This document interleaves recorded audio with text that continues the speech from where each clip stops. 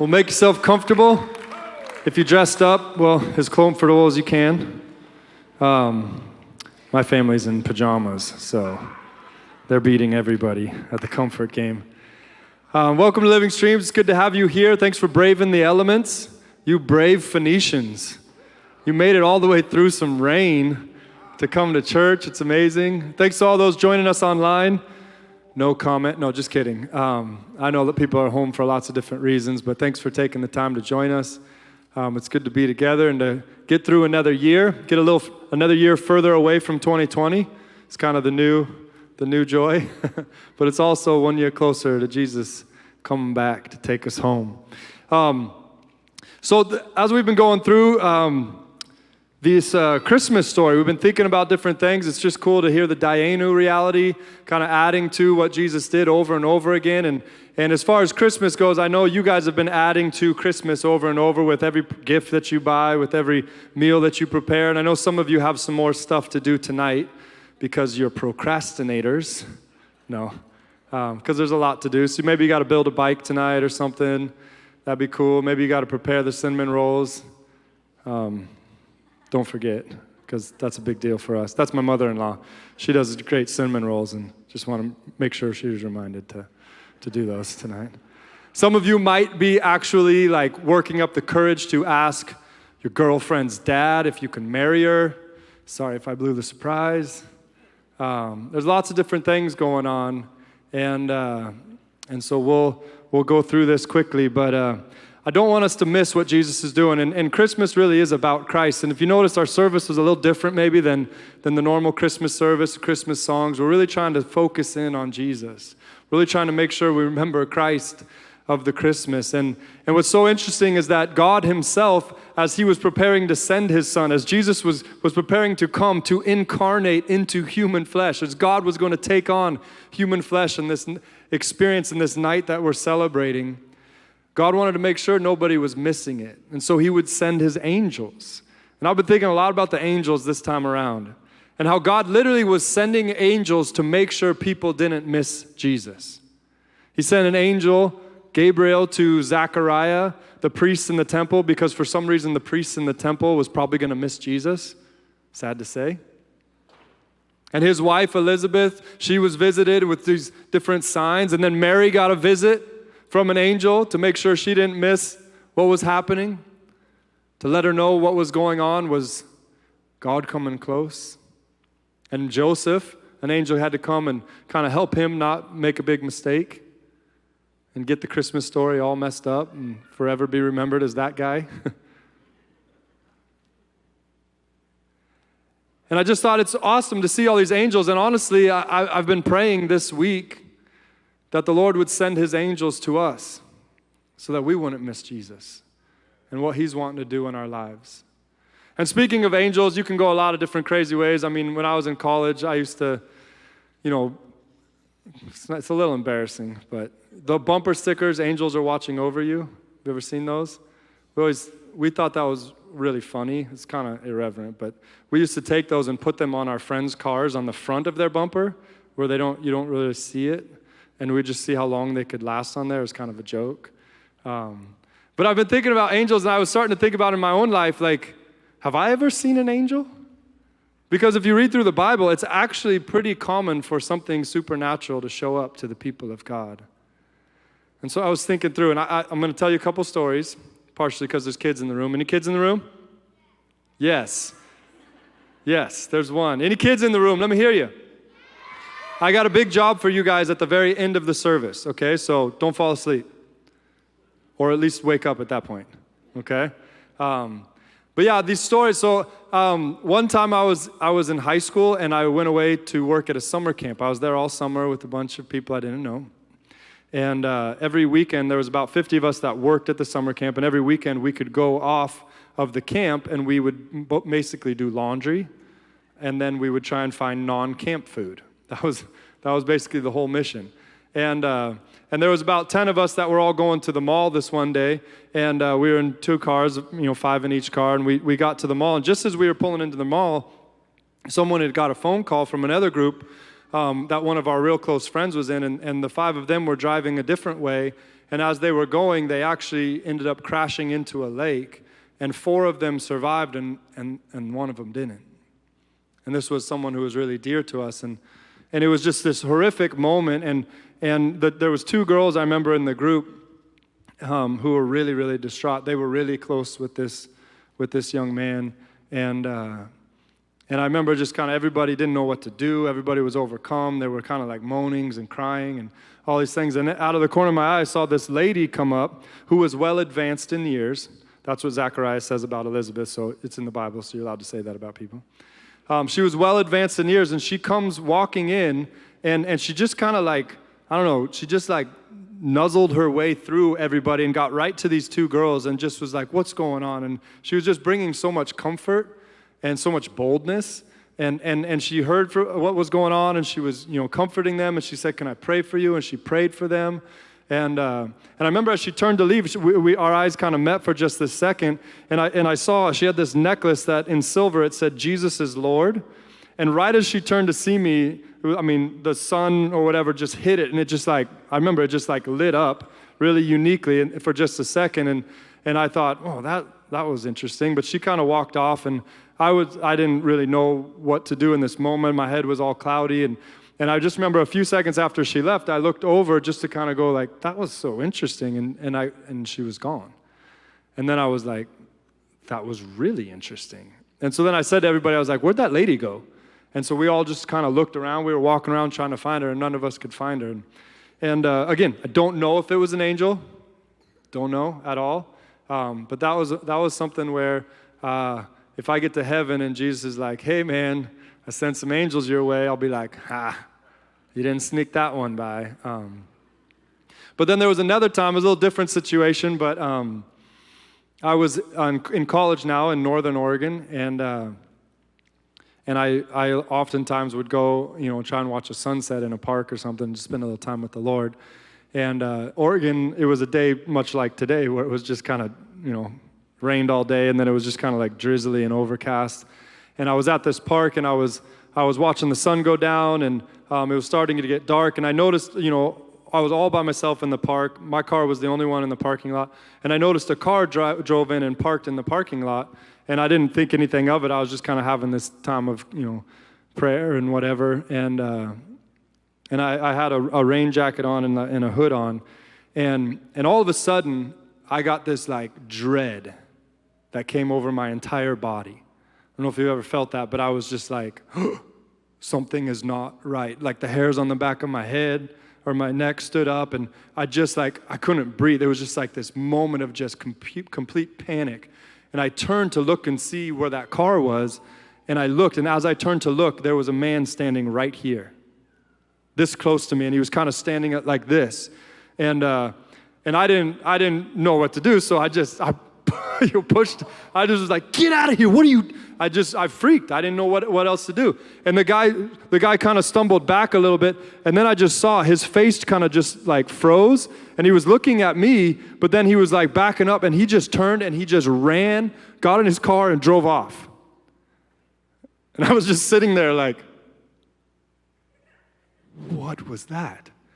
And I was trying to think, like, maybe he was supposed to meet his girlfriend here. It's like, do I look like a girl? I don't want to look like a girl. I was like, come on, man.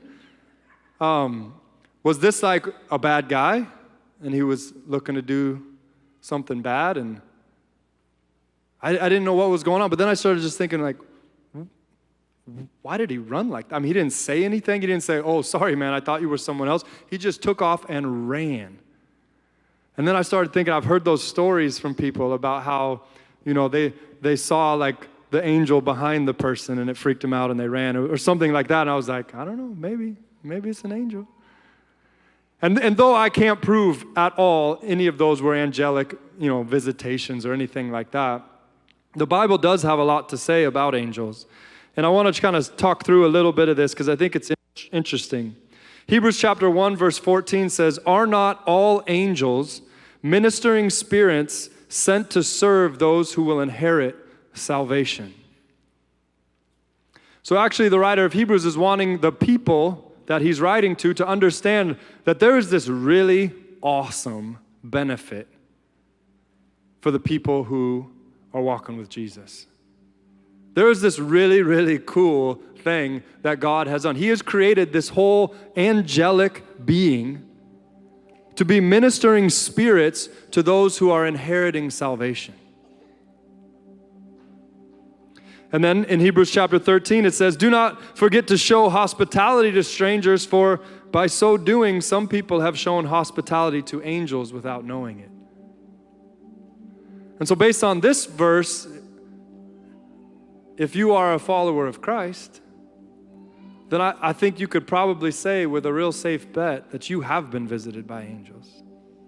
That God has sent his angels to minister to you, to protect you, to guide you, to bring his message to you.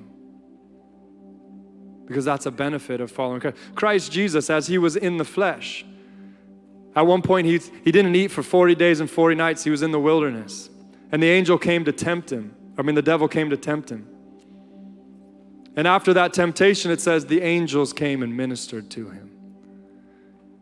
And again, I don't know what that looked like. We don't get a description of that. But inspired by the Spirit, that's what the writer was saying happened in that moment. And not only that, but Jesus himself, when speaking to the angels, he says in Matthew 18:20, "See that you do not despise one of these little ones," speaking of children, "for I tell you that their angels in heaven always see the face of my Father in heaven." And so this idea of guardian angels, people get a little bit maybe crazy with it. But Jesus is alluding to the fact that all of the kids, the Father in heaven has assigned angels to them. Maybe one specific one. And maybe the angel leaves once you get old and boring. Maybe not, because you're still a child of God. And Jesus also said about the angels, borrowing from the Old Testament, that God will command his angels concerning you to guard you carefully. So there's this benefit to those who follow Christ called angels, which is wonderful, but that's not the point of this message. Jesus didn't come to earth and go through what he went through and overcome sin and death so that we could have angels. He did a lot more than that. And this whole concept of Dayenu is basically this counting of our blessings. It's recalling and remembering, bringing to mind all that Jesus has done for us. And in Christmas, it's a great time to remember Christ, to remember what Christ has done. And the incarnation is fascinating and wonderful, but it's only the beginning of the story. I want to read to you what was said in the video. If Jesus had made a way for us to be with him, but had not come to walk among us, it would have been enough. If he had come to walk among us and not given us a glimpse of his glory, it would have been enough. If he had given us a glimpse of his glory and not freed us from our oppression, it would have been enough.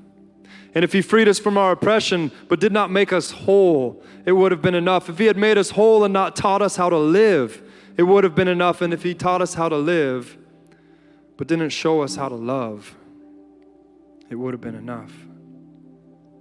And if he had written the law on our hearts and had not set the Comforter, it would have been enough. And if he had sent the Comforter and not placed us in a church family, it would have been enough.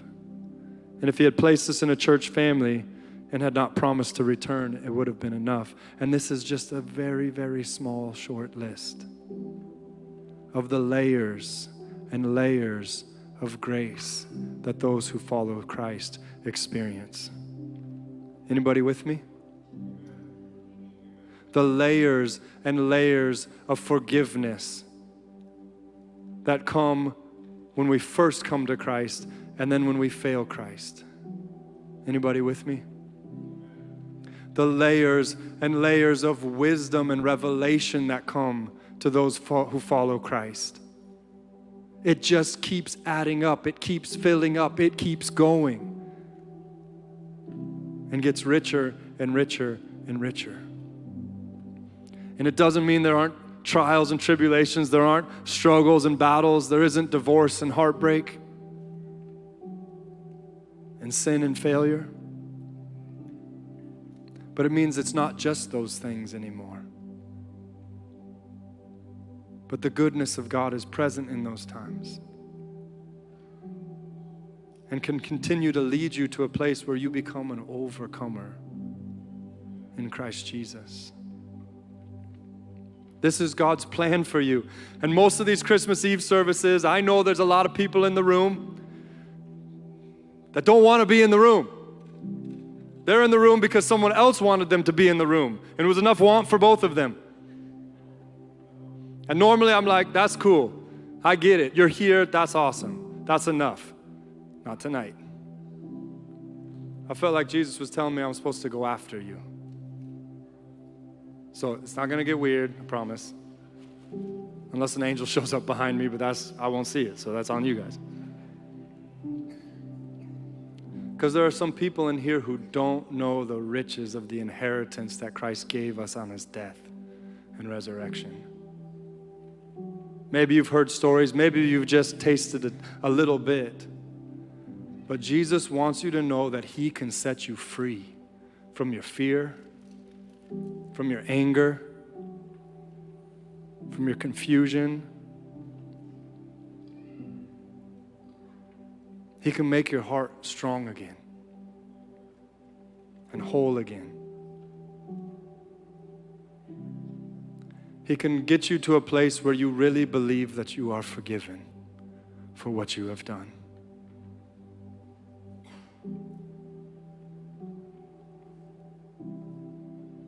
And he can set you free from fear. And right now you have a decision to make.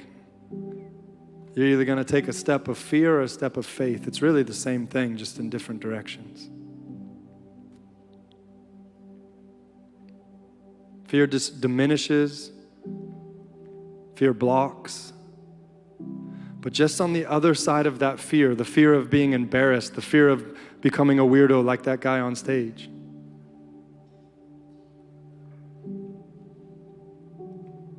the fear of losing control, the fear of having your mom say she was right, whatever fear it might be, that right now is keeping you from the inheritance of salvation that Jesus Christ wants to give you.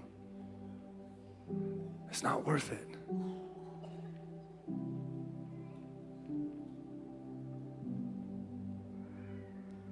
Jesus is knocking on your heart, and he wants to come in because he's got some really good gifts to give you.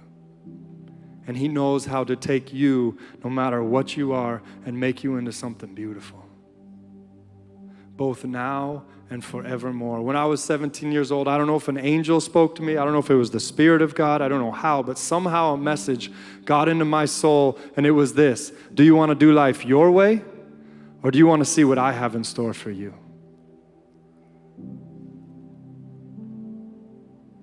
And I thought what God had in store for me was all about in the next life. But as I begin to go God's way, as I begin to take his hand and walk with him, I realized that he had a lot of life for this life, not just for what's to come. And so we're going to do something right now that might not feel very Christmassy, but I think it's what Jesus would really love us to do. We're going to have Dave here sing a song, and we're just going to kind of be still. One of those awkward church moments. And just see what the Lord might do. So if you are a follower of Jesus and you know Jesus, just count those blessings. Just start going, it would have been enough, Lord, if you. It would have been enough if you. It would have been enough if you. And just start going through and just remembering and rejoicing in the Lord. And if you're someone who doesn't know Jesus, I want you to just be still and see if maybe an angel might come and say something, or the Spirit of God might stir something in you. Something might come to mind, a vision or a burden that you're carrying that Jesus wants to talk to you about. And then if you feel led, if you want to take that step, you can talk to him about it. You can trust him with your heart. And you can begin to walk with him. And day by day, month by month, battle by battle, pain by pain, season by season, year by year, you will continue to plumb the depths of His goodness and His grace. And you'll be able to amen like all these other people. I was thinking about next Christmas Eve. I think we should just have people come up here and just say what Jesus had done for them. Just like the whole thing. Just keep people coming. Just keep people coming. Just so people know the good gifts that He can give, so that some might turn and receive Him. There's one lady in this room, over 40 years ago, she gave her life to Jesus on a Christmas Eve service. And she's been rejoicing ever since. I don't want you to miss that. So let's bow our heads before the Lord and take a little moment and spend time with Him.